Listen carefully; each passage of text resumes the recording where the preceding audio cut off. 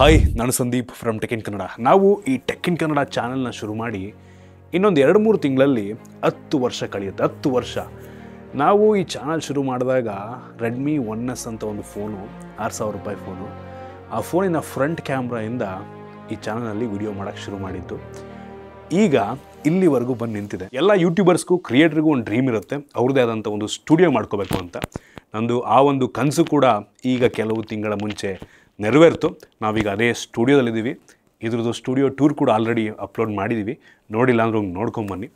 So ನಾನಿವತ್ತು ಈ ವಿಡಿಯೋದಲ್ಲಿ ನಾವು ಯಾವ ರೀತಿ ಈ ಒಂದು ಫೋನಿಂದ ಫ್ರಂಟ್ ಕ್ಯಾಮ್ರಾಯಿಂದ ಶೂಟ್ ಮಾಡಿ ಈಗ ಯಾವ ರೀತಿ ಶೂಟ್ ಮಾಡ್ತಾಯಿದ್ದೀವಿ, ಕ್ವಾಲಿಟಿಯನ್ನು ಸ್ಟೆಪ್ ಬೈ ಸ್ಟೆಪ್ ಯಾವ ರೀತಿ ಇಂಪ್ರೂವ್ ಮಾಡಿದ್ದೀವಿ, ನಾವು ಯಾವುದೆಲ್ಲ ಗ್ಯಾಜೆಟನ್ನು, ಯಾವುದೆಲ್ಲ ಎಕ್ವಿಪ್ಮೆಂಟ್ ಯೂಸ್ ಮಾಡ್ತೀವಿ ತಿಳಿಸ್ಕೊಡ್ತೀನಿ. ನಿಮಗೂ ಕೂಡ ಈ ಥರ ಒಂದು ಡ್ರೀಮ್ ಇರ್ಬೋದು, ಆಯಿತಾ? ನೀವು ಕೂಡ ಸ್ಟುಡಿಯೋ ಮಾಡ್ಕೋಬೇಕು, ಪ್ರೊಫೆಷ್ನಲ್ ಕ್ಯಾಮ್ರಾಗಳು ತೊಗೋಬೇಕು ಅಂತ ಎಲ್ರಿಗೂ ಕನಸಿರುತ್ತೆ.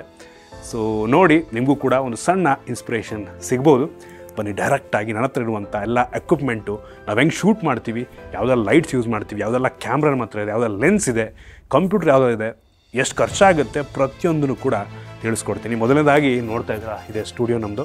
ಸ್ಟುಡಿಯೋ ಟೂರ್ ಆಗಲೇ ಹೇಳ್ದಂಗೆ ಪಬ್ಲಿಷ್ ಆಗಿದೆ, ಹೋಗಿ ನೋಡ್ಕೊಂಬನ್ನಿ. ತುಂಬ ಕನಸಿಂದ ಒಂದೊಂದು ಸಣ್ಣ ಸಣ್ಣ ವಿಷಯನೂ ಕೂಡ ತಲ್ಲಿಡ್ಕೊಂಡು ಬಿಲ್ಡ್ ಮಾಡಿರುವಂಥ ಸ್ಟುಡಿಯೋ. ಒಂದು ರೌಂಡ್ ಹಂಗೆ ನೋಡ್ಕೊಂಬಿಡಿ, ಆಯ್ತಾ ಸ್ಟುಡಿಯೋನ. ನೀವು ತುಂಬ ಜನ ಸ್ಟುಡಿಯೋ ಟೂರ್ ನೋಡಿಲ್ಲ ಅಂದರೆ ನೋಡಿ, ಈ ರೀತಿ ಇದೆ ಸ್ಟುಡಿಯೋ ನಮ್ಮದು. ಯಾವ ಆ್ಯಂಗಲಿಂದ ಎಲ್ಲಿ ಕೂತ್ಕೊಂಡ್ರೂ ಸಹ ನಾವು ವಿಡಿಯೋ ಶೂಟ್ ಮಾಡೋ ಥರ ನಾವು ಮಾಡ್ಕೊಂಡಿದ್ದೀವಿ. ನಾರ್ಮಲಿ ನಾನು ಶೂಟ್ ಮಾಡುವಂಥ ಬ್ಯಾಕ್ಗ್ರೌಂಡ್ ಇದು. ಸೊ ಈ ಕಡೆ ನೋಡ್ತಾ ಇದ್ದೆ ಗ್ರೇ ಬ್ಯಾಕ್ಗ್ರೌಂಡು. ಇದಕ್ಕೆ ನಾನು ಯಾವ ಲೈಟನ್ನು ಹಾಕಿದ್ರು, ಏನು ಶ್ಯಾಡೋ ಬಿಟ್ಟರು ಕೂಡ ತುಂಬ ಚೆನ್ನಾಗಿ ಕಾಣುತ್ತೆ. ಈ ಕಡೆ ಒಂದು ಬ್ಯಾಕ್ಗ್ರೌಂಡು, ಇದು ಯೂಶ್ವಲಿ ಸೆಕೆಂಡ್ ಆ್ಯಂಗಲಲ್ಲಿ ಬರುತ್ತೆ, ಬ್ಲೂ ಬ್ಯಾಕ್ಗ್ರೌಂಡು. ಈ ಕಾರ್ನರ್ ಕಾಣ್ತಾ ಇರುತ್ತೆ. ಮತ್ತು ಈ ಕಡೆ ಇನ್ನೊಂದು ಬ್ಯಾಕ್ಗ್ರೌಂಡ್ ಇದೆ. ಸೊ ಇದು ವುಡ್ ಬ್ಯಾಕ್ಗ್ರೌಂಡ್ ಆಯಿತಾ. ತುಂಬ ಜಾಸ್ತಿ ನಾನು ಇದನ್ನು ಯೂಸ್ ಮಾಡಿಲ್ಲ. ಯೂಶ್ವಲಿ ಟಿ ವಿ ಏನಾದರೂ ಮಾಡೋದಾದರೆ ಕೂತ್ಕೊಂಡು ಯಾವುದಾದ್ರೂ ಒಂದು ದೊಡ್ಡ ಎಕ್ವಿಪ್ಮೆಂಟ್ ಅನ್ಬಾಕ್ಸ್ ಮಾಡ್ತಾಯಿದ್ದೀನಿ ಅಂದರೆ ಫ್ರಿಜ್ಜು, ಟಿ ವಿ, ಆ ಥರದ್ದೆಲ್ಲ ಯೂಶ್ವಲಿ ಈ ಬ್ಯಾಕ್ಗ್ರೌಂಡಲ್ಲಿ ಮಾಡ್ತೀವಿ. ಇದು ಪಾಡ್ಕ್ಯಾಸ್ಟ್ ಬ್ಯಾಕ್ಗ್ರೌಂಡ್ ಆಯಿತಾ. ಮಾಡಿದ್ದೀವಿ, ಬಟ್ ಪಾಡ್ಕ್ಯಾಸ್ಟ್ ಪ್ಲ್ಯಾನ್ ಇದೆ, ಗೊತ್ತಿಲ್ಲ ಅದು ಯಾವಾಗ ಶುರು ಮಾಡ್ತೀವಿ ಏನಂತ. ಸೊ ಒಟ್ಟಿಗೆ ಪಾಡ್ಕ್ಯಾಸ್ಟಿಗೆ ರೆಡಿ ಇದೆ, ನೋಡೋಣ ಫ್ಯೂಚರ್ ಅನ್ನೋದಿನ. ಬೇಕಾದರೆ ಈ ಬ್ಯಾಕ್ಗ್ರೌಂಡು ಕೂಡ ನಾವು ಯೂಸ್ ಮಾಡಬಹುದು, ಬಟ್ ಇಲ್ಲಿಯವರೆಗೆ ನಾವು ಇದನ್ನು ಯೂಸ್ ಮಾಡಿಕೊಂಡಿಲ್ಲ. ಸೊ ಇದನ್ನು ನಾವು ಮಾಡೋದಕ್ಕೆ ಇದು ಲಿಟ್ರಲಿ ಒಂದು ಓಪನ್ ಸ್ಪೇಸ್ ನಾವು ತೊಗೊಂಡಿದ್ದು, ಕಮರ್ಷಿಯಲ್ ಸ್ಪೇಸು. 30,000 ಬಾಡಿಗೆ, ಸ್ವಂತ ಬಿಲ್ಡಿಂಗಲ್ಲ ಆಯಿತಾ. 30,000 ಬಾಡಿಗೆ ಕಟ್ತಾ ಇದ್ದೀವಿ ತಿಂಗಳ. ಇದನ್ನು ಬಿಲ್ಡ್ ಮಾಡೋದಕ್ಕೆ ನಮ್ಗೆ ಅಪ್ರಾಕ್ಸಿಮೇಟ್ಲಿ ಒಂದು 8 ಲಕ್ಷ ಖರ್ಚು ಬಿದ್ದಿದೆ, ಆಯಿತಾ. 8 ಲಕ್ಷ. ಸೊ ಒಂದು 5-6 ವರ್ಷ ತಲ್ಲಿಡ್ಕೊಂಡು ಪ್ಲ್ಯಾನ್ ಮಾಡಿಕೊಂಡು ಮಾಡಿರುವಂಥ ಒಂದು ಡ್ರೀಮ್, ಆಯಿತಾ. ಆಮೇಲೆ ನೋಡೋಣ, ಆಮೇಲೆ ಸ್ವಂತ ಅದೃಷ್ಟ ಚೆನ್ನಾಗಿದ್ರೆ ಸ್ವಂತ ಜಾಗ ತೊಗೊಂಡು ಅಲ್ಲಿ ಇನ್ನೊಂದು ಸ್ಟುಡಿಯೋ ಬಿಲ್ಡ್ ಮಾಡ್ಬೋದೇನೋ, ಆಯಿತಾ. ಓಕೆ, ಫಸ್ಟು ಬನ್ನಿ ನಮ್ಮ ಹತ್ರ ಇರುವಂಥ ಕ್ಯಾಮ್ರಾಗಳ ಪರಿಚಯವನ್ನು ಮಾಡ್ಕೊಡ್ತೀನಿ. ನಮ್ಮದು ಮೇಯ್ನ್ ಕ್ಯಾಮ್ರಾ ಬಂದ್ಬಿಟ್ಟು ಸೋನಿ FX3. ನಿಮಗೆ ತುಂಬ ಜನಕ್ಕೆ ಗೊತ್ತಿರುತ್ತೆ. ಸೊ ನಾವು ಈ ಕ್ಯಾಮ್ರಾನ ತುಂಬ ಜಾಸ್ತಿ ಮೂವ್ ಮಾಡಲ್ಲ, ಆಯಿತಾ. ಇದು ಮೇಯ್ನ್ ಆ್ಯಂಗಲ್ಲು ಯಾವಾಗಲೂ ಆಲ್ಮೋಸ್ಟ್ ಇಲ್ಲೇ ಇರುತ್ತೆ. ತಮ್ಮನೇಲಿ ಶೂಟ್ ಮಾಡಬೇಕಾದ್ರೆ ಸ್ವಲ್ಪ ಆ ಕಡೆ ಈ ಕಡೆ ಮೂವ್ ಮಾಡ್ಕೋತೀವಿ ಅಷ್ಟೇ. ಸೊ ಇದರಲ್ಲಿ ನಮ್ಗೆ ಯಾವುದೇ ವ್ಯೂ ಫೈಂಡರ್ ಸಿಗೋಲ್ಲ. ಇದು ಸಿನಿಮಾ ಲೈನ್ ಕ್ಯಾಮ್ರಾ, ಆಯಿತಾ. ಸೊ ನಾವು ತೊಗೋಬೇಕಾದ್ರೆ ಇದರ ಬೆಲೆ ಬಂದ್ಬಿಟ್ಟು 3,80,000 ಇತ್ತು. ಈಗ ಸ್ವಲ್ಪ ಕಡಿಮೆ ಆಗಿದೆ, 3.5 ಲಕ್ಷಕ್ಕೆಲ್ಲ ಸಿಕ್ಬಿಡುತ್ತೆ. ಲಾಂಚ್ ಆದಾಗ 4 ಲಕ್ಷ ಇತ್ತು, ಆಯಿತಾ. ಕ್ವಾಲಿಟಿ ಬೆಂಕಿ ಬರುತ್ತೆ. ನಮ್ಗೆ ಇದರಲ್ಲಿ 10 ಬಿಟ್ ರಾನಲ್ಲಿ ನಾವು ಶೂಟ್ ಮಾಡ್ಕೋಬೋದು, ಬಟ್ ಅದರ ಫುಲ್ ಕೆಪಬಿಲಿಟೀಸನ್ನು ನಾವು ಯೂಸೇ ಮಾಡ್ತಿಲ್ಲ, ಆಯಿತಾ. ಏನಕ್ಕೆ ಎಡಿಟಿಂಗ್ ಸ್ವಲ್ಪ ಕಷ್ಟ ಆಗುತ್ತೆ ಅನ್ನೋ ರೀಸನ್ನಿಗೆ 8 ಬಿಟ್ಟಲ್ಲೇ ನಾವು ಶೂಟ್ ಮಾಡೋದು. ಕ್ವಾಲಿಟಿ ಮಾತ್ರ ಬೆಂಕಿ ಬರುತ್ತೆ. ಔಟ್ ಆಫ್ ಫೋಕಸ್ ಚೆನ್ನಾಗಿದೆ, ಸೂಪರಾಗಿದೆ ಕ್ಯಾಮ್ರಾ. ಈ ಕ್ಯಾಮ್ರಾಗೆ ನಾವು ಹಾಕಿರುವಂಥ ಲೆನ್ಸ್ ಬಂದ್ಬಿಟ್ಟು ಸೋನಿದು 70-200 GM2 ಲೆನ್ಸು, f2.8 ಅಪರ್ಚರು, ಬೆಂಕಿ ಲೆನ್ಸ್, ಆಯಿತಾ. ಇದ್ರ ಬೆಲೆ ಬಂದ್ಬಿಟ್ಟು 2,10,000 ರೂಪಾಯಿ ಆಗುತ್ತೆ. ಸೊ ಓವರಾಲ್ ಫುಲ್ ಈ ಕ್ಯಾಮ್ರಾದು with lens close to 6 lakh ರೂಪಾಯಿ ಆಗುತ್ತೆ, ಆಯಿತಾ. ಸೊ ಇದು f2.8 ಆಗಿರೋದ್ರಿಂದ ಬೊಕ್ಕೆ ಎಲ್ಲ ತುಂಬ ಚೆನ್ನಾಗಿ ಬರುತ್ತೆ. ಪೋರ್ಟ್ರೇಟ್ ಶಾಟ್ಸ್ ಅಂತೂ ಸಕ್ಕದಾಗಿ ಬರುತ್ತೆ ಫೋಟೋಗ್ರಫಿಗೆ. ತುಂಬ ಜನರ ಫೋಟೋಗ್ರಾಫರ್ಗಳ ಡ್ರೀಮ್, ಆಯಿತಾ. ಇದು ಸಖತ್ ಲೆನ್ಸ್ ಅಂತೀನಿ. ಸೊ ಇದರ ಕ್ವಾಲಿಟಿ ನೀವು ಆಲ್ರೆಡಿ ನೋಡಿರ್ತೀರ ನಮ್ಮದು ಚಾನಲಲ್ಲಿ. ನಾವು ಇದಕ್ಕೆ ಯೂಸ್ ಮಾಡ್ತಿರುವಂಥ ಟ್ರೈಪಾಡ್ ಬಂದ್ಬಿಟ್ಟು ಡಿಜಿಟೆಕ್ಕಿಂದ ಯಾವುದೋ ಒಂದು ಎಂಟ್ರಿ ಲೆವೆಲ್ಲು, ಒಂದು 6,000 ರೂಪಾಯಿ ಆಗುತ್ತೆ, ಆಯಿತಾ. ಒಂದು ಲೆವೆಲ್ಲಿಗೆ ಬಾರನ್ನು ತಡ್ಕೊಳ್ಳುತ್ತೆ, ಒಂದು ಲೆವೆಲಿಗೆ ಚೆನ್ನಾಗಿದೆ. ಹೆವಿ ಇಂಪ್ರೆಸಿವ್ ಅಂತ ಅನ್ನಲ್ಲ. ನೀವು ಸ್ಮೂತ್ ಪ್ಯಾನ್ ಎಲ್ಲ ಮಾಡೋದು ತುಂಬ ಕಷ್ಟ ಇದರಲ್ಲಿ. ಒಂದು 6,000 ರೂಪಾಯಿಗೆ ತುಂಬ ರೀಸನಬಲ್, ಒಂದು ಒಳ್ಳೆ ಟ್ರೈಪಾಡ್ ಅಂತ ಅನ್ಬೋದು ಆ ಪ್ರೈಸ್ ರೇಂಜಿಗೆ. ಸೊ ಇದು ನಮ್ಮದು ಮೇಯ್ನ್ ಕ್ಯಾಮ್ರಾ, ಬೆಂಕಿ ಕ್ಯಾಮ್ರಾ, ಟಾಪ್ ನಾಚ್ ಅಂತೀನಿ ಸದ್ಯಕ್ಕೆ. ನೆಕ್ಸ್ಟು ಆ ಕ್ಯಾಮ್ರಾ ಅದು ಒಂದು ರೀತಿ ತಮ್ಮ ಅನ್ಬೋದು. ಸೊ ಇದು ಫುಲ್ ಫ್ರೇಮ್, ಅದು ಕೂಡ ಫುಲ್ ಫ್ರೇಮ್. ಇದು ZV-E1 ಆಯಿತಾ. ಇದರ ಬೆಲೆ ಬಂದ್ಬಿಟ್ಟು 1,80,000 ರೂಪಾಯಿ ಆಗುತ್ತೆ. ಇದು ಕ್ವಾಲಿಟಿ ನಿಮಗೆ ತುಂಬ ಮೇಜರ್ ಡಿಫ್ರೆನ್ಸ್ ಆ ಕ್ಯಾಮ್ರಾಗೂ ಈ ಕ್ಯಾಮ್ರಾಗೂ ಇರಲ್ಲ. ಒಂದು ಡಿಫ್ರೆನ್ಸ್ ಏನಪ್ಪ ಅಂತ ಅಂದರೆ ಇದು ತುಂಬ ಕಾಂಪ್ಯಾಕ್ಟ್ ಆಗಿದೆ. ಅದರಲ್ಲಿ ನಮಗೆ ಇಂಟರ್ನಲ್ ಫ್ಯಾನ್ ಸಿಗುತ್ತೆ, ಸ್ವಲ್ಪ ದಪ್ಪ ಇದೆ ಅದರಿಂದ ಆಯಿತಾ. ಫ್ಯಾನ್ ಸಿಗುತ್ತೆ, ಇದರಲ್ಲಿ ಫ್ಯಾನ್ ಸಿಗಲ್ಲ. ಅದು ಎಷ್ಟೊತ್ತು ಶೂಟ್ ಮಾಡಿದ್ರು, ಬಿಸಿಲಲ್ಲಿ ಶೂಟ್ ಮಾಡಿದ್ರು ಕೂಡ ಆ ಕ್ಯಾಮ್ರಾ ಹೀಟ್ ಆಗಲ್ಲ. ನಾವು ಮೇಜರ್ಲಿ ತುಂಬ ಜಾಸ್ತಿ ಔಟ್ಡೋರ್ ಶೂಟನ್ನು ಮಾಡಲ್ಲ. ಈ ಕಾರಣದಿಂದ ನಮಗೆ ಈ ಕ್ಯಾಮ್ರಾ ಬೇಕಾದಷ್ಟು ಆಯಿತು ಆಯಿತಾ. ಇಂಡೋರ್ ಆಗಿರೋದ್ರಿಂದ ಮತ್ತು ಈ ಸ್ಟುಡಿಯೋದಲ್ಲಿ AC ಇರೋದ್ರಿಂದ ನಮಗೆ ಈ ಕ್ಯಾಮ್ರಾ ಅಷ್ಟಾಗಿ ಹೀಟ್ ಆಗಲ್ಲ ಆಯಿತಾ. ಸೊ ಅದರಿಂದ ನಾವು ಈ ಕ್ಯಾಮ್ರಾ ಯೂಸ್ ಮಾಡ್ತೀವಿ. ಸೊ ಇದು ZV-E1 ಆಗಲೇ ಹೇಳ್ದಂಗೆ ಚೆನ್ನಾಗಿದೆ. ಇದರಲ್ಲೂ ಕೂಡ ವ್ಯೂ ಫೈಂಡರ್ ಇಲ್ಲ, ಕ್ವಾಲಿಟಿಯಲ್ಲಿ ಏನು ಅಂಥ ಡಿಫ್ರೆನ್ಸ್ ಇರಲ್ಲ ಆಯಿತಾ. ಇದರಲ್ಲಿ ನಾವು ಯೂಸ್ ಮಾಡ್ತಿರುವಂಥ ಲೆನ್ಸ್ ಬಂದ್ಬಿಟ್ಟು ಸೋನಿ, ಇದು ಕೂಡ GM2 ಲೆನ್ಸ್ ಆಯಿತಾ, ಪ್ರೀಮಿಯಂ ಲೆನ್ಸು.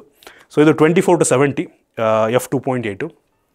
ಈ ಲೆನ್ಸಿಂದು ಬೆಲೆ ಬಂದ್ಬಿಟ್ಟು 1,90,000 ಆಗುತ್ತಾ ಅಂತ. ಲೆನ್ಸಿಗೆ ಈ ಕ್ಯಾಮ್ರಾಗಿಂತ ಜಾಸ್ತಿ ರೇಟ್ ಆಗ್ಬೋದು ನಂಗೆ ಅನ್ನಿಸ್ದಂಗೆ. 180-190 ಆಗುತ್ತೆ ಈ ಒಂದು ಲೆನ್ಸಿಗೆ.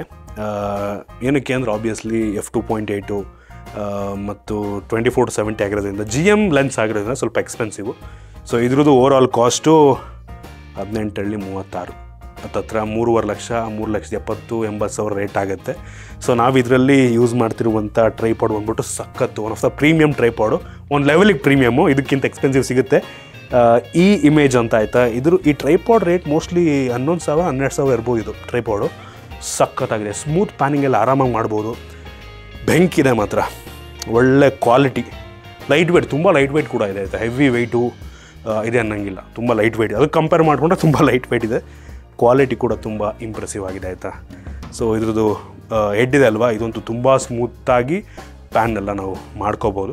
ಇದು ನಮ್ಮದು 2ನೇ ಕ್ಯಾಮ್ರಾ. ಸೊ 3ನೇ ಕ್ಯಾಮ್ರಾ ಬಂದ್ಬಿಟ್ಟು ಆ್ಯಕ್ಚುಲಿ ಈ ಕ್ಯಾಮ್ರಾ ಏನಿದೆ ಸೇಮ್ ಕ್ಯಾಮ್ರಾ ನಾವಿಲ್ಲಿ ಯೂಸ್ ಮಾಡ್ತಾಯಿದ್ದೀವಿ. ಸೇಮ್ ಬಟ್ ನೋಡೋಕ್ಕೆ ಡಿಫ್ರೆಂಟ್ ಆಗಿದೆ ಅಲ್ವಾ, ನೋಡ್ತಾ ಇದ್ದೀರಾ. ಇದಕ್ಕೆ ಕೆಲವೊಂದು ಅಟ್ಯಾಚ್ಮೆಂಟ್ ಹಾಕಿದ್ದೀನಿ ಅಷ್ಟೇ ಆಯಿತಾ. ಇಲ್ಲೇನು ZV-E1 ಕ್ಯಾಮ್ರಾ ಇದೆ ಫುಲ್ ಫ್ರೇಮು, ಇದು ಕೂಡ ಅದೇ ಕ್ಯಾಮ್ರಾ ವಿತ್ ಅಟ್ಯಾಚ್ಮೆಂಟು. ನಾವೇನಪ್ಪ ಮಾಡೋದು ಅಂತ ಅಂದರೆ ನೋಡಿ, ಇದರಲ್ಲಿ ನಾವು ಒಂದು ಫ್ಯಾನ್ ಆ್ಯಡ್ ಮಾಡಿದ್ದೀವಿ. ಎಕ್ಸ್ಟರ್ನಲ್ ಫ್ಯಾನು, ನಾವು ಬೇಕು ಅಂದರೆ ರಿಮೂವ್ ಕೂಡ ಮಾಡ್ಕೋಬೋದು.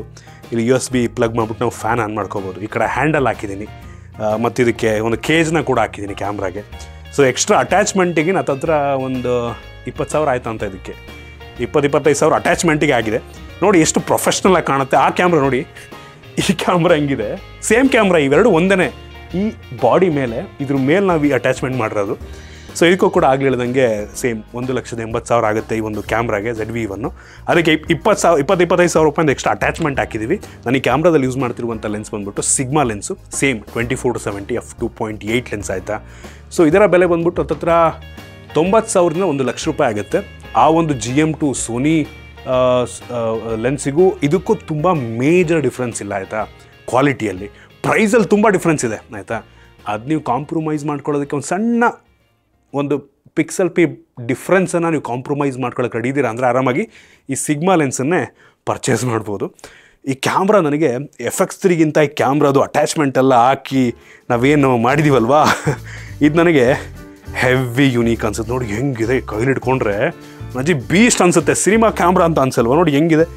ಈ ಥರ ಬೇಕಾದ್ರೆ ಹಾಕೋಬೋದು. ನಾವು ಬೇಕಾದ್ರೆ ಇಲ್ಲಿ ಹ್ಯಾಂಡಲ್ ಇದೆ, ನಾವು ಫೋನ ಅಥವಾ ಡಿಸ್ಪ್ಲೇನಾದರೂ ಮೌಂಟ್ ಮಾಡ್ಕೋಬೋದು. ಇಲ್ಲಿ ಹೆಂಗಿದೆ ನೋಡಿ ಒಂದು ರೀತಿ ಇದು ಯೂಸ್ ಮಾಡೋದಕ್ಕೆ.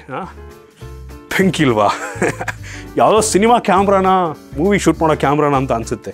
ಯಾವುದಾದ್ರೂ ಒಂದು ಇಲ್ಲಿ ಮುಂದೆ ಒಂದು ಹುಡ್ ಹಾಕ್ಬಿಟ್ಟು, ದೊಡ್ಡದು ಮೂವಿಲಿ ಹಾಕ್ತಾರಲ್ಲ ಹುಡ್ಡು, ಯಾವುದಾದ್ರೂ ಒಂದು ಸಿನಿಮಾ ಲೆನ್ಸ್ ಹಾಕ್ಬಿಟ್ರೆ, T2.0 1.4 ಯಾವ್ದಾರ ಹಾಕ್ಬಿಟ್ರೆ ಒಂದು ಅಜ್ಜಿ ನಿಜ ಸಿನಿಮಾ ಕ್ಯಾಮ್ರಾನೇ ಅನ್ಕೋಬೇಕು. ಹಿಂದ್ಗಡೆ ಒಂದು ದೊಡ್ಡ ಬ್ಯಾಟ್ರಿ ಹಾಕ್ಬಿಟ್ರೆ ಗೊತ್ತೇ ಆಗಲ್ಲ. ಸೊ ಈ ಕ್ಯಾಮ್ರಾದ ಜೊತೆಗೆ ನಮ್ಮ ಹತ್ರ ಕೆಲವೊಂದು ಅಡಿಷ್ನಲ್ ಲೆನ್ಸ್ಗಳು ಸಹ ಇದೆ. ಒಂದು ಮೊನ್ನೆ ತೊಗೊಂಡಿದ್ದು, ಇದು ಝಾಯ್ಸ್ ಅವ್ರದ್ದು ಲೆನ್ಸ್ ಆಯಿತಾ. ಸೊ ಇದು 55mm f1.8 ಅಪರ್ಚರು. ಸಕ್ಕತ್ತಾಗಿ ಬರುತ್ತೆ ಫೋಟೋಸ್ ಮಾತ್ರ. ಯಾವ ಲೆವೆಲಿಗೆ ಬರುತ್ತೆ ಅಂತೀರಾ, ಬೆಂಕಿ ಬರುತ್ತೆ. ಇದು ಕೂಡ ಫುಲ್ ಫ್ರೇಮಿಂದೆ, ನಾವು ತುಂಬ ಜಾಸ್ತಿ ಯೂಸ್ ಮಾಡಿಲ್ಲ. ಇದು ಪ್ರೈಮ್ ಲೆನ್ಸ್ ಆಯಿತಾ. ನಮ್ಮ ಹತ್ರ ಸದ್ಯಕ್ಕಿರುವಂಥ ಏಕೈಕ ಪ್ರೈಮ್ ಲೆನ್ಸು ಫುಲ್ ಫ್ರೇಮಿಗೆ. ಬೆಂಕಿ ಇದೆ ಬಟ್ ಜಾಸ್ತಿ ಯೂಸ್ ಮಾಡ್ಕೋತಿಲ್ಲ. ಸೊ ಮ್ಯಾಕ್ರೋ ಅಷ್ಟಕ್ಕಷ್ಟೇ ಇದರಲ್ಲಿ, ಬಟ್ ಕ್ವಾಲಿಟಿ ಫೋಟೋ ಕ್ವಾಲಿಟಿ ಮಾತ್ರ ನೆಕ್ಸ್ಟ್ ಲೆವೆಲ್ ಬರುತ್ತೆ. ಸೊ ನೆಕ್ಸ್ಟು ಈ ಒಂದು ಕ್ಯಾಮ್ರಾ. ಸೊ ಇದು ಬಂದುಬಿಟ್ಟು ಟೆಲಿಫೋಟೋ ಲೆನ್ಸು. ನಾನು ಫೋಟೋಗ್ರಫಿ ಮಾಡೋಣ ಅಂದ್ಬಿಟ್ಟು ತೊಗೊಂಡಂಥ ಲೆನ್ಸು 200-600 mm. ಎಫ್ 5.6ಇಂದ 6.3ಗೆ ವೇರಿ ಆಗುತ್ತೆ.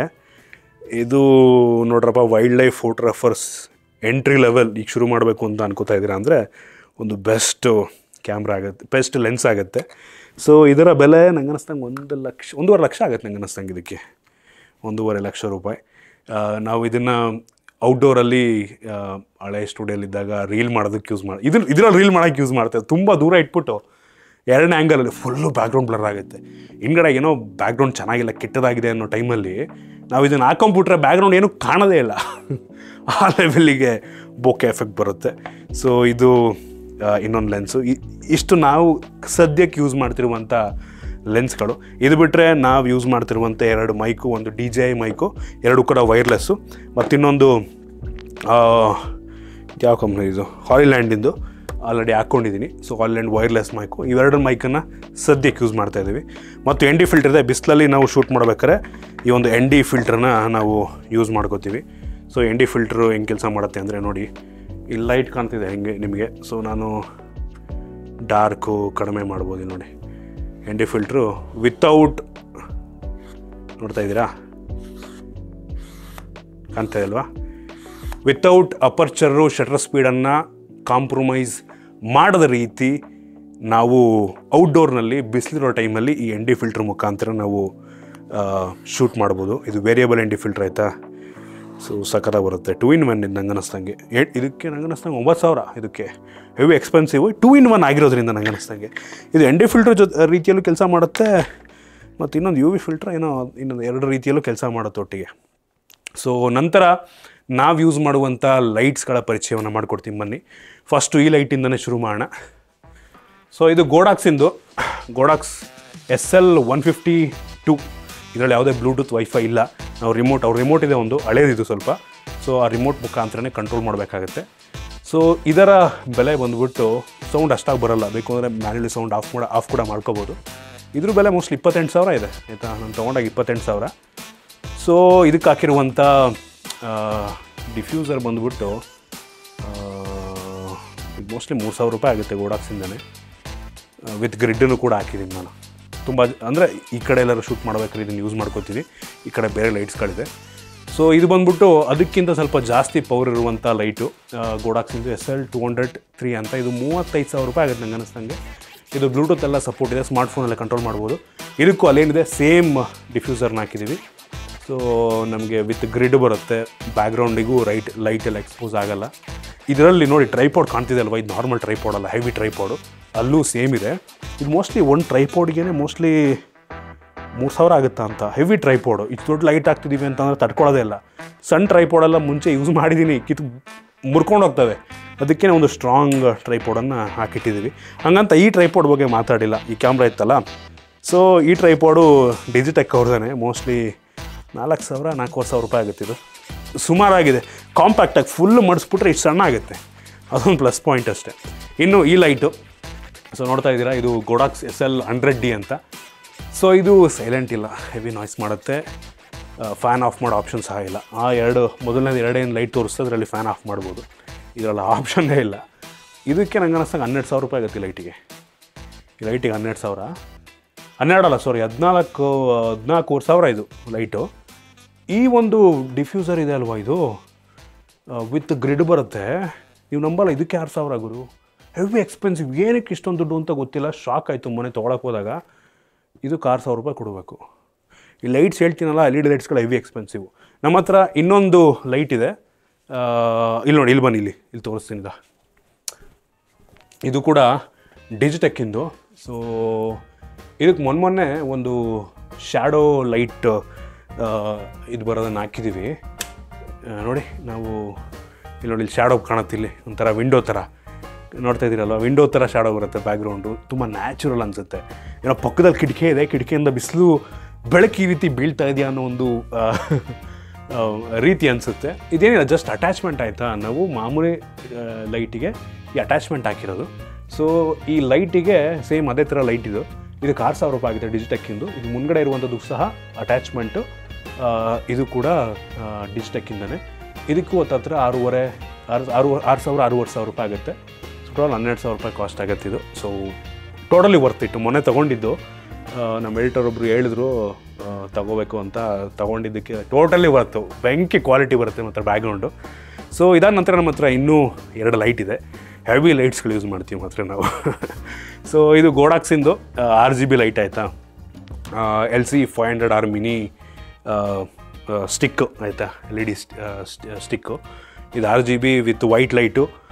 ಟೆಂಪ್ರೇಚರ್ ವೇರಿಯೇಷನ್ ಸಹ ಇದೆ ಇದರಲ್ಲಿ, ಡಿಫ್ರೆಂಟ್ ಟೆಂಪ್ರೇಚರ್ ನಾವು ವೇರಿ ಮಾಡ್ಕೋಬೋದು. ಇದು ಸೇಮ್ ಲೈಟ್ಸು ನಮ್ಮ ಹತ್ರ 2 ಇದೆ. ಸೊ ಚಾರ್ಜ್ ಹಾಕಿದ್ದಾರೆ. ಸೊ ಇದೊಂದು 2 ಲೈಟ್ಸ್ ಇದೆ. ಇದನ್ನು ನಾವು ಬೇಕು ಅಂದರೆ ಈ ಟ್ರೈಪಾಡ್ಗೂ ಮೌಂಟ್ ಮಾಡ್ಕೋಬೋದು. ಇದೇ ಥರ ಇನ್ನೊಂದಿದೆ, 2ಕ್ಕೂ ಹಾಕ್ಬಿಟ್ಟು ನಾವು ಟೇಬಲ್ ಮೇಲೆ ಬೇಕಾದರೂ ಇಡ್ಬೋದು. ಈ ಲೈಟ್ಸಿಗೆ ನಂಗೆ ಅನ್ನಿಸ್ತಂಗೆ 12-13 ಸಾವಿರ ರೂಪಾಯಿ ಆಗುತ್ತೆ. ಇದಕ್ಕೆ ಒಂದೊಂದಕ್ಕೆ 12-13 ಸಾವಿರ ರೂಪಾಯಿ ಆಗುತ್ತೆ. ಸೊ ಇದು 2 ಇಟ್ಟಿದ್ದೀವಿ, ಆ ಕಡೆ ಈ ಕಡೆ, ಅಥವಾ ಎಲ್ಲರೂ ಹೊರಗಡೆ ಹೋದಾಗ ಬೇಕಾದರೆ, ಅಥವಾ RGB ಥರ ಬೇಕಾದ್ರೂ ಯೂಸ್ ಮಾಡ್ಕೋಬೋದು. ಜೊತೆಗೆ ಇನ್ನೊಂದು ಗೋಡಾಕ್ಸ್ ಲೈಟ್ ಇದೆ. ಸೊ ಇದು ಕೂಡ RGB. ನಾವು ಓವರ್ ದ ಹೆಡ್ ತಲೆ ಮೇಲೆ ಏನು ಲೈಟ್ ಕೊಡ್ತೀವಲ್ವ, ಸೊ ಇದರಿಂದ ಬರುತ್ತೆ. ಇದು ಕೂಡ ಒಂದು 3,500-4 ಸಾವಿರ ರೂಪಾಯಿ ಆಗ್ಬೋದು. ಇದು ಕೂಡ RGB ವಿತ್ ಟೆಂಪ್ರೇಚರ್ ವೇರಿಯೇಷನ್ ಸಿಗುತ್ತೆ. ಸೊ ಇದು ಸ್ವಲ್ಪ ಲೈಟ್ ಸ್ಪ್ರೆಡ್ ಆಗಬಾರ್ದು ಅಂದ್ಬಿಟ್ಟು ನಾವೇ ಜುಗಾಡ್ ಮಾಡಿರೋದು. ಆ ಕಡೆ ಈ ಕಡೆಯಲ್ಲೂ ಕೂಡ ಸ್ಪ್ರೆಡ್ ಆಗೋಲ್ಲ. ಸೊ ಇದು ಬಿಟ್ಟರೆ ನಾವು ಯೂಸ್ ಮಾಡುವಂಥ ಲ್ಯಾಪ್ಟಾಪು, ನಾನು ತುಂಬ ವರ್ಷಗಳಿಂದ ಯೂಸ್ ಮಾಡ್ತಿರುವಂಥ ಲ್ಯಾಪ್ಟಾಪು. ಸೊ ಇದು ಮ್ಯಾಕ್ಬುಕ್. ನಾನು ಟೆಕ್ನಿಕ್ಸ್ ಯೂಸ್ ಮಾಡ್ಬೇಕಾದ್ರೆ ಅಥವಾ ಏನೋ ಟೆಕ್ ಟಿಪ್ಸ್ ಮಾಡ್ಬೇಕಾದ್ರೆ ಈ ಲ್ಯಾಪ್ಟಾಪ್ನ ಯೂಸ್ ಮಾಡ್ತಾಯಿರ್ತೀನಿ. 2017ನೇ ಇಸ್ವಿನಲ್ಲಿ ಯೂಟ್ಯೂಬ್ ದುಡ್ಡಲ್ಲೇ ತೊಗೊಂಡಿದ್ದು. ಸುಮಾರು 55 ಸಾವಿರ ರೂಪಾಯಿ ಆಗಿತ್ತು. ಈಗಲೂ ಕೂಡ ತುಂಬ ಚೆನ್ನಾಗಿ ಕೆಲಸವನ್ನು ಮಾಡ್ತಿದೆ. ಸೊ ಇದು ನನಗೆ ತುಂಬ ಯೂಸ್ ಆಗಿರುವಂಥ ಲ್ಯಾಪ್ಟಾಪು. ಸೊ ನೆಕ್ಸ್ಟು ಗಿಂಬಲ್ ಇದೆ. ಸೊ ನಾವು ಯೂಸ್ ಮಾಡುವಂಥ ಗಿಂಬಲ್ಲು DJI ಇದು ರಾನಿನ್ನು. ಏನಾದ್ರು ಔಟ್ಡೋರ್ ಶೂಟ್ ಇತ್ತು ಅಂದರೆ ಯೂಶ್ವಲಿ ಮಾಡ್ತೀವಿ. ಇದು ಒಂದು ಲೆವೆಲಿಗೆ ಎಂಟ್ರಿ ಲೆವೆಲ್ ಆಯಿತಾ. ಇದು ತುಂಬ ಅಡ್ವಾನ್ಸ್ ಅಲ್ಲ, ತುಂಬ ಹೆವಿ. ZV E1 ಎಲ್ಲ ಹಾಕೋಬೋದು, FX3 ಎಲ್ಲ ಹಾಕೋದು ಸ್ವಲ್ಪ ಕಷ್ಟ ಹ್ಯಾಂಡಲ್ ಮಾಡೋದಕ್ಕೆ. ಒಂದು ಮಿಡ್ಡು ಅನ್ನೋಂಗಿಲ್ಲ, ಎಂಟ್ರಿ ಲೆವೆಲ್ ಗಿಂಬಲ್ ಅಂತಲೇ ಬೇಕಾದರೆ ಅನ್ಬೋದು. ನಮ್ಮದು ಸ್ಮಾರ್ಟ್ಫೋನ್ದು ಕೂಡ ಗಿಂಬಲ್ ಇದೆ. ಸೊ ಅದನ್ನೇನಾದರೂ ಅವಶ್ಯಕತೆ ಇದ್ದರೆ ಯೂಸ್ ಮಾಡ್ಕೋತೀವಿ. ಸೊ ಇದಿಷ್ಟು ನಾವು ನಮ್ಮ ಸ್ಟುಡಿಯೋದಲ್ಲಿಟ್ಟಿರುವಂಥ ಕೆಲವೊಂದು ಗ್ಯಾಜೆಟ್ಗಳು, ನಾವು ಯೂಸ್ ಮಾಡುವಂಥ ಕೆಲವೊಂದು ಕ್ಯಾಮ್ರಾಗಳು, ಎಕ್ವಿಪ್ಮೆಂಟ್ಗಳು. ಈ ಕಡೆ ನಾವು ಕ್ಲೀನ್ ಮಾಡೋಕ್ಕೆ ಯೂಸ್ ಮಾಡುವಂಥ ವ್ಯಾಕ್ಯೂಮ್ ಕ್ಲೀನರ್ ಸಹ ಇದೆ. ಸೊ ಇದು ಕಾರ್ಪೆಟ್ ಆಗಿರೋದ್ರಿಂದ, ಅಂದರೆ ನಾಯ್ಸ್ ಎಕೋ ಬರಬಾರ್ದು ಅಂತ ಕಾರ್ಪೆಟ್ ಹಾಕಿರೋದು. ಸೊ ಅದರಲ್ಲೇ ಮಾಡಬೇಕು, ಓಡ್ಸೋಕ್ಕಾಗಲ್ಲ. ಸೊ ಬನ್ನಿ ನಾವು ಯೂಸ್ ಮಾಡುವಂಥ ಕಂಪ್ಯೂಟ್ರನ್ನ ಫಸ್ಟು ತೋರಿಸ್ತೀನಿ ನಾನು. ಸೊ ಮೊದಲನೇ ಎಡಿಟಿಂಗ್ PC ನೀವೇನು ನೋಡ್ತಾ ಇದ್ದೀರಾ ಇದು. ಸೊ ನಾವು ಯೂಸ್ ಮಾಡುವಂಥ monitor LG monitor, wide monitor ಆಯಿತಾ. ಇದು 34 ಇಂಚಿಂದು. ಎಡಿಟಿಂಗ್ ತುಂಬ ಯೂಸ್ ಆಗುತ್ತೆ. ಸೊ ಟೈಮ್ ಲೈನ್ ಎಲ್ಲ ಇರುತ್ತಲ್ವ ಪ್ರೀಮಿಯರಲ್ಲಿ, ಸೊ ಅದೆಲ್ಲ ತುಂಬ ಆರಾಮಾಗಿ ನಮಗೆ ಸಿಕ್ಬಿಡುತ್ತೆ ಇಲ್ಲಿ. ಅದಕ್ಕೆ ವೈಡ್ ಮಾನಿಟ್ರ್ ಯೂಸ್ ಮಾಡ್ತೀವಿ.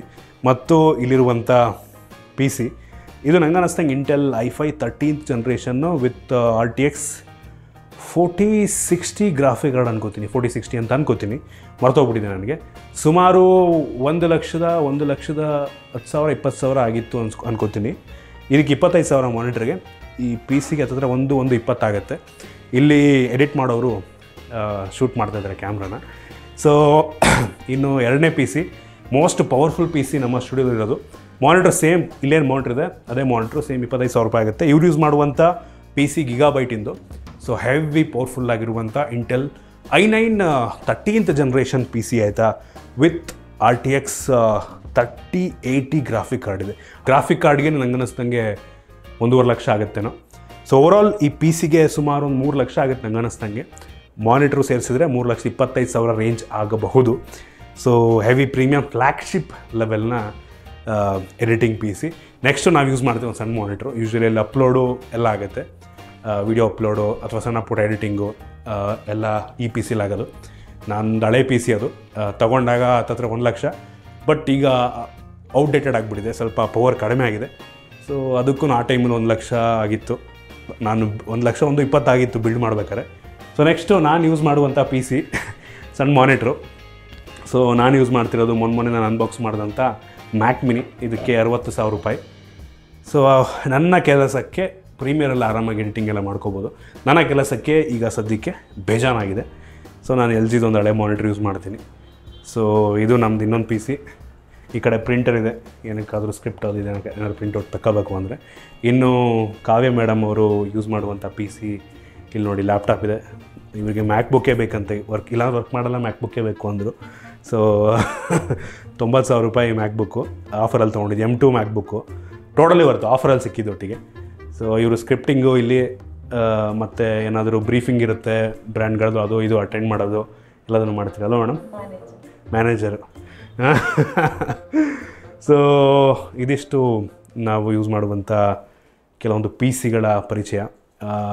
ಕೆಲವೊಂದು ಟೈಮ್ ನಾವು ನಮ್ಮದು ಸ್ವಲ್ಪ ಅಂದರೆ ವರ್ಕ್ ಲೋಡ್ ಜಾಸ್ತಿ ಇದ್ದಾಗ ಥಂಬ್ನೇಲ್ಸನ್ನು ಹೊರ್ಗಡೆಗೂ ಕೊಟ್ಬಿಟ್ಟು ಫ್ರೀಲ್ಯಾನ್ಸ್ ಕೂಡ ಮಾಡ್ತೀವಿ.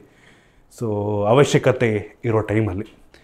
ಸೊ ನೋಡ್ರಪ್ಪ, ನಾವು ಸ್ಟಾರ್ಟಿಂಗು ಹೇಳಿದ್ನಲ್ಲ, ಫೋನಿಂದು ಫ್ರಂಟ್ ಕ್ಯಾಮ್ರಾಯಿಂದ ಶುರು ಮಾಡಿ ಇಲ್ಲಿ ತನಕ ಬಂದಿದ್ದೀವಿ. ಬನ್ನಿ ಒಳಗಡೆ ಸ್ಟುಡಿಯೋ ಹೋಗೋಣ. ಸೊ ನೀವು ಶುರು ಮಾಡಬೇಕಾದ್ರೆ ಏನೋ ದೊಡ್ಡ ಎಕ್ವಿಪ್ಮೆಂಟ್, ನಮ್ಮ ಹತ್ರ ಇರುವಂಥ ಈ ಥರ ಎಕ್ವಿಪ್ಮೆಂಟ್ಗಳೇ ಇರಬೇಕು ಆ ರೀತಿ ಏನೂ ಅಲ್ಲ. ಸ್ಟಾರ್ಟಿಂಗ್ ಹೇಳಿದ್ನಲ್ಲ, ಅಲ್ಲಿಂದ ನಾವು ಸ್ಲೋ ಆಗಿ ಒಂದೊಂದೇ ಅಪ್ಡೇಟ್ ಮಾಡ್ಕೊಂಬಂದಿರೋದು. ಯಾವುದು ಒಂದೇ ಸಲ ಟಾಪಿಕ್ ಬರೋಕ್ಕಾಗಲ್ಲ. ಅದರಲ್ಲೂ ಈ ಟೆಕ್ ಜಾನರಲ್ಲಿ ನಾವು ಕ್ವಾಲಿಟಿಯನ್ನು ಪ್ರತಿದಿನ ಇಂಪ್ರೂವ್ ಮಾಡ್ಕೋತಾನೆ ಇರಬೇಕು. ಆ ಸ್ಯಾಟಿಸ್ಫ್ಯಾಕ್ಷನ್ ಇರ್ಬೋದು, ಅಪ್ಪ ನನ್ನ ಕ್ವಾಲಿಟಿ ಸೂಪರ್ ಆಗಿದೆ ಸಾಕಿಷ್ಟು ಅನ್ನೋ ಥರ ಇರಬಾರ್ದು. ಪ್ರತಿದಿನ ಅಪ್ಡೇಟ್ ಆಗ್ತಿರಬೇಕು. ಪ್ರತಿದಿನ ಒಂದು ಹೊಸ ಕ್ಯಾಮ್ರಾ ಇರುತ್ತಾ ಅಪ್ಡೇಟ್ ಮಾಡ್ತಾ ಇರಬೇಕು. ಈ ಟೆಕ್ ಜಾನರ್ ಇದೆ ಅಲ್ವಾ, ತುಂಬ ಎಕ್ಸ್ಪೆನ್ಸಿವ್ ಜಾನರ್ ಒಂದು ರೀತಿ ನೋಡೋಕೆ ಹೋದರೆ. ಟ್ರಾವೆಲ್ ವ್ಲಾಗರ್ಸ್ದು ತುಂಬ ಎಕ್ಸ್ಪೆನ್ಸಿವ್ ಇರುತ್ತೆ. ಇದು ಕೂಡ ಒಂದು ಲೆವೆಲಿಗೆ ಎಕ್ಸ್ಪೆನ್ಸಿವ್. ಏನಕ್ಕೆ ಅಂದರೆ ನೋಡಿ, ನಾವು ವೀಡಿಯೋ ಮಾಡಬೇಕು ಅಂದರೆ ಬ್ರ್ಯಾಂಡ್ಗಳು ಫೋನ್ ಕಳಿಸ್ಬೇಕು, ಇಲ್ಲ ಅವ್ರು ಕಳಿಸಿದ್ರೆ ನಾವು ಪರ್ಚೇಸ್ ಮಾಡ್ಬಿಟ್ಟು ಮಾಡಬೇಕಾಗುತ್ತೆ ಕೆಲವೊಂದು ಟೈಮು, ಅಥವಾ ಗೊತ್ತಿರೋರಿದ್ರೆ ಅವ್ರ ಹತ್ರ ಇಸ್ಕೊಂಡು ಅಲ್ಲಿಂದ ತರಿಸ್ಬಿಟ್ಟು ಮಾಡಬೇಕಾಗುತ್ತೆ. ಸೊ ತುಂಬ ಒಂದು ರೀತಿ ಚಾಲೆಂಜಿಂಗ್ ಆಗಿರುತ್ತೆ, ಆಯಿತಾ. ಸೊ ಕೆಲವೊಂದು ಟೈಮು ಸ್ಟಾಕಿಗೆ ಬರೋಲ್ಲ, ಕೆಲವೊಂದು ಟೈಮು ಆರ್ಡ್ರ್ ಮಾಡಿರ್ತೀವಿ, ಡೆಲಿವರ್ ಮಾಡೋದಕ್ಕೆ ಒಂದು ವಾರ ತಗೋತಾರೆ. ಸೊ ಈ ರೀತಿ ತುಂಬ ಚಾಲೆಂಜಸ್ಗಳಿರುತ್ತೆ. ಅದೆಲ್ಲದನ್ನು ಮೀರಿ ಬರಬೇಕಾಗತ್ತೆ. ಸೊ ನನಗಂತೂ ತುಂಬ ಸ್ಯಾಟಿಸ್ಫ್ಯಾಕ್ಷನ್ ಇದೆ. ಇದೆಲ್ಲ ಆಗಿರೋದು ನಿಮ್ಮ ಸಪೋರ್ಟಿಂದ, ಆಯಿತಾ. ನೀವು ಸಪೋರ್ಟ್ ಮಾಡಿಲ್ಲ ಅಂದರೆ ಸಾಧ್ಯನೇ ಇರ್ತಿರಲಿಲ್ಲ. ಅದು ಹೆಂಗೆ ನನ್ನ ಮುಖನ 10 ವರ್ಷದಿಂದ ನೋಡ್ಕೊಂಡು ಬರ್ತಾಯಿದ್ದೀರಾ ಅಂತ ಗೊತ್ತಿಲ್ಲ. ನಾನು ಸ್ಟಾರ್ಟಿಂಗ್ ನೋಡೋಕ್ಕೆ ಶುರು ಮಾಡಿದವರೆಲ್ಲ ಸ್ಕೂಲ್ ಇದ್ದವರಿಗೆಲ್ಲ ಮದುವೆ ಆಗಿ ಮಕ್ಕಳಿದ್ದಾರೆ ಎಷ್ಟೋ ಜನಕ್ಕೆ. ಸೊ ಎಲ್ಲ ದೊಡ್ಡವರಾಗ್ಬಿಟ್ಟಿದ್ದೀರಾ, ನನ್ನ ಬಿಗಿನಿಂಗಿಂದ ನೋಡ್ಕೊಂಡು ಬಂದಿರೋರು ಎಷ್ಟೋ ಜನ.